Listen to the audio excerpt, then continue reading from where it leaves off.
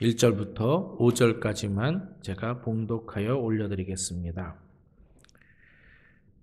여호와께서 모세와 아론에게 말씀하여 이르시되 이스라엘 자손에게 말하여 이르다 누구든지 그의 몸에 유출병이 있으면 그 유출병으로 말미암아 부정한 자라 그의 유출병으로 말미암아 부정함이 이러하니 곧 그의 몸에서 흘러나오든지 그의 몸에서 흘러나오는 것이 막혔든지 부정한즉 유출병이 있는 자가 눕는 침상을 다 부정하고 그가 앉았던 자리도 다 부정하니 그의 침상에 접촉하는 자는 그의 옷을 빨고 물로 몸을 씻을 것이며 저녁까지 부정하리라.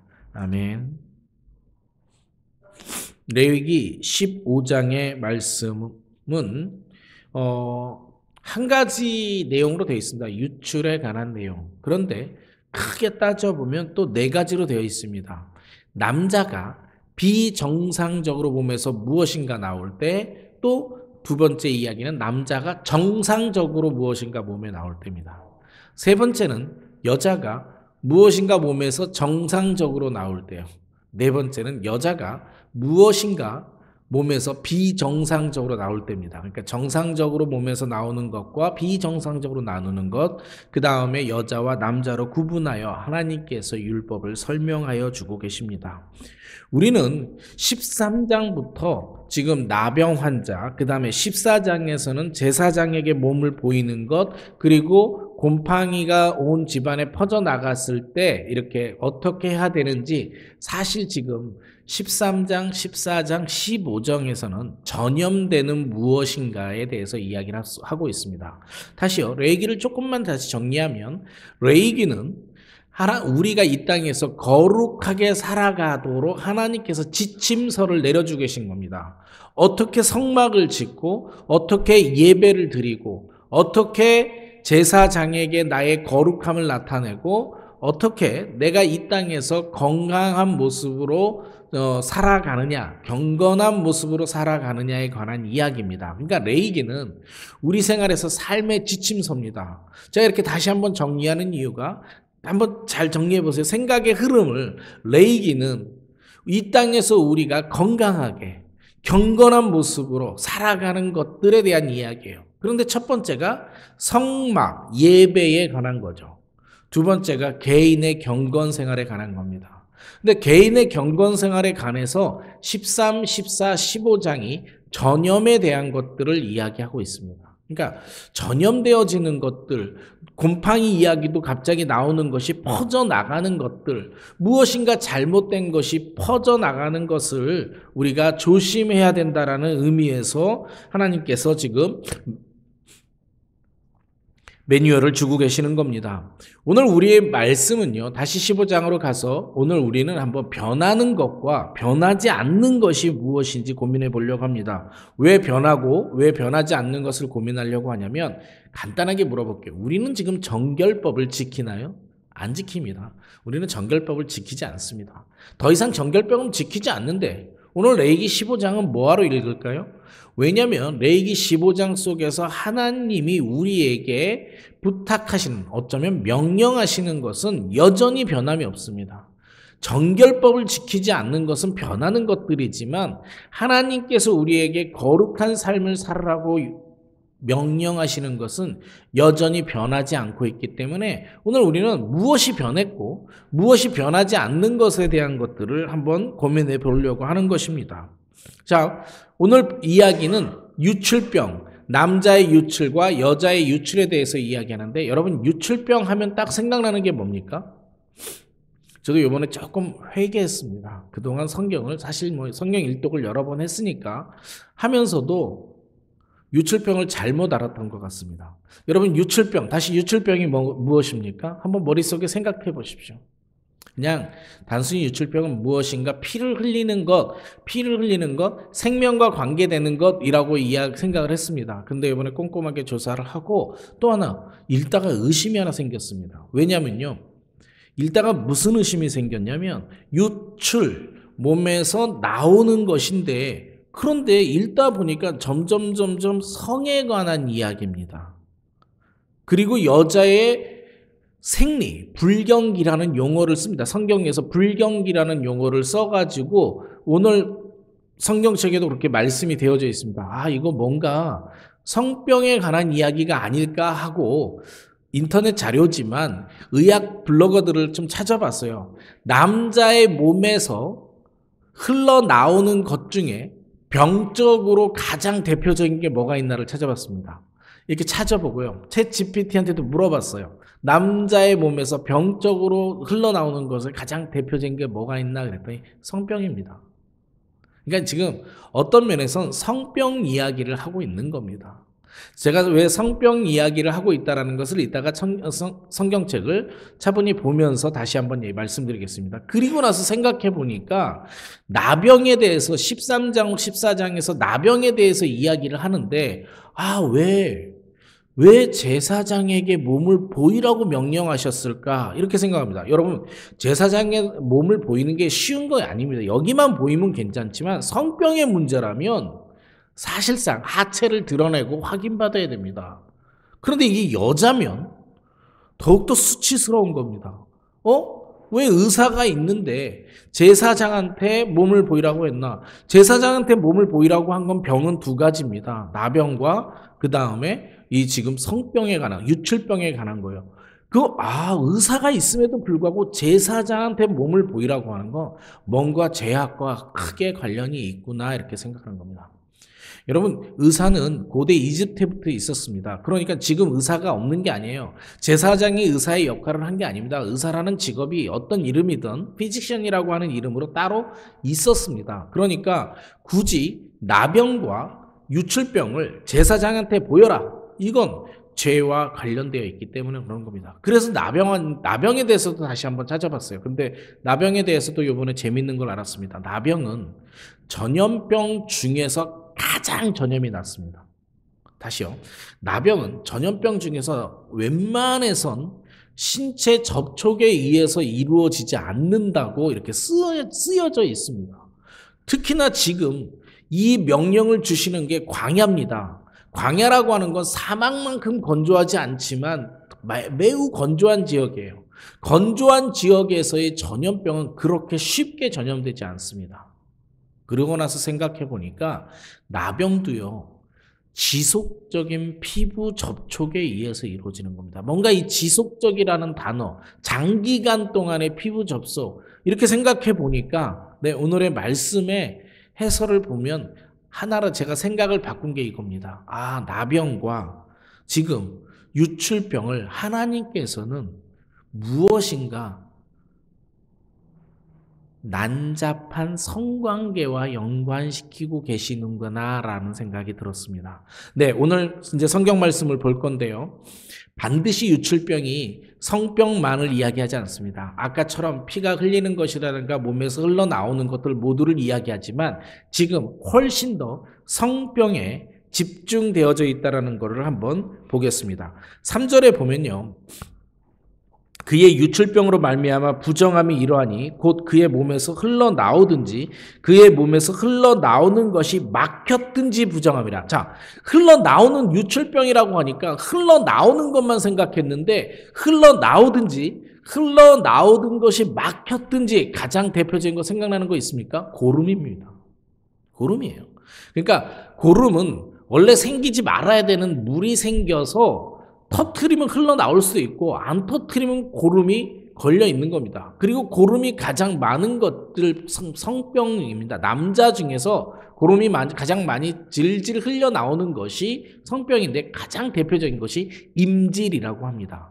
그래서 제가 이렇게 설교를 하면서 확인하려고 주석을 두 군데나 확인했는데 두 군데 다 성병이라고 이야기를 합니다. 주석에서 분명히 다 두 군데에서 성병이라고 이야기를 하고요.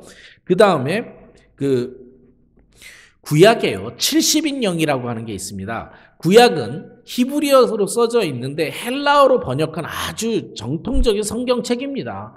70인역의 주석에 보면 이것을 남자의 사정에 대한 것이다 라고 주석에 이렇게 써 있습니다. 그러니까 전통적인 초대 교부들도 이것을 성병으로 생각했던 것입니다.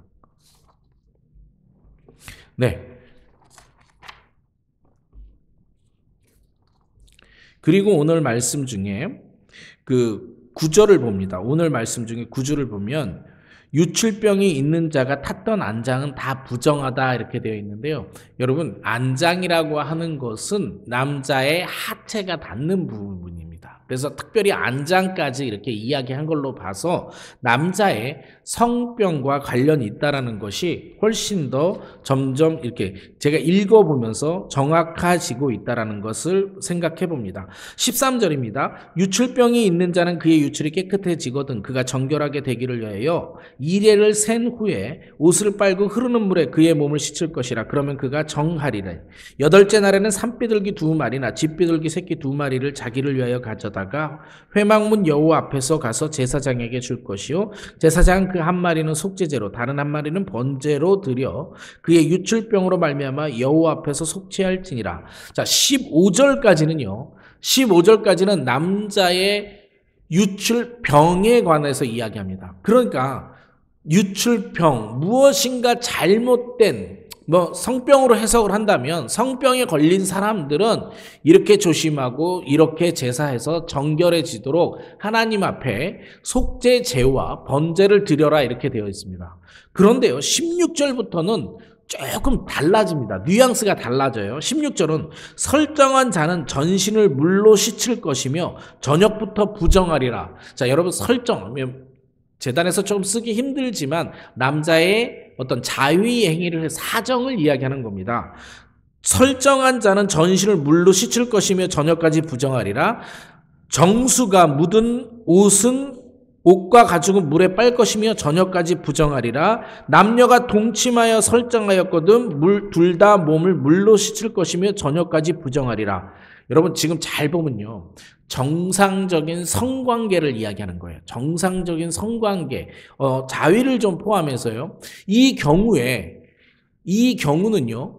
하나님께서 부정하니까 몸으로 씻어라로 끝냅니다. 그런데 위에 아까 유출병이라고 표시한 거는요. 속죄제와 번제를 드리라고 이야기합니다. 다른 겁니다. 다시요. 달라요. 병으로 하나님께 몸을 더럽힌 경우는 속죄제를 드리라고 이야기합니다. 우리 몸에서 정상적으로 흘러나오는 것은 깨끗하지는 않지만 몸으로 물로 씻고 저녁까지 기다렸다 새날, 저녁이 되는 것이 새날입니다. 새날이 돼야 너가 깨끗함이라 칭함을 받을 것이다. 이렇게 되는 겁니다. 요 구절이 더 이상 우리가 읽지 않겠지만 19절부터 24절까지도 여자의 정상적인 유출에 관한 이야기를 합니다. 여자가 생리를 하는데 여러분 생리를 한 달에 한 번씩 하는데 그때마다 속건제를 드리고 그때마다 제사장을 찾아가 몸을 보인다. 이거는 말이 안 되는 겁니다. 지금 하나님께서 그걸 요구하시는 게 아니에요. 그런 경우는 깨끗하지 않고 불경기간이다. 그래서 불결기라고 이야기를 합니다. 좀 피는 생명과 관계 있으니까 약간 깨끗하지 못하지만 조금 깨끗하게 살아가라라고 하는 정도고요. 그 다음부터 30절까지요. 25절부터 30절까지는 여자의 병적으로 무엇인가 잘못 나오는 것들, 유출되는 것들에 관한 이야기입니다. 그리고 31절을 함께 보겠습니다. 31절이요. 너희는 이와 같이 이스라엘 자손이 그들의 부정에서 떠나게 하여 그들 가운데 있는 내 성막을 그들이 더럽히고 그들이 부정한 중에서 죽지 않도록 할지니라. 자, 목적입니다. 하나님께서 유출병에 대해서 설명하는 목적이 이겁니다. 더럽힌 몸으로 나의 성전을 더럽히지 마라.